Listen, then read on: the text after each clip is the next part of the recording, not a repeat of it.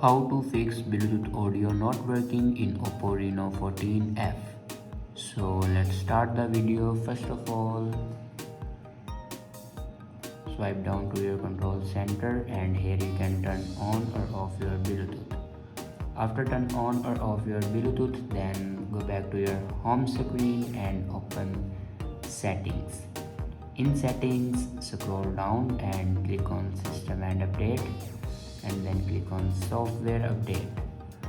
Now here you can check your latest version will be updated or not. If it doesn't update to latest version, then update it to latest version. After update a latest version, then go back and click on backup and reset. Now click on reset phone and then click on reset network settings. Now here enter your password for reset your network settings.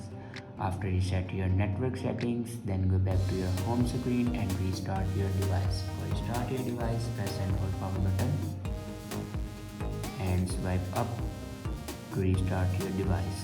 After doing these steps, your problem will be fixed.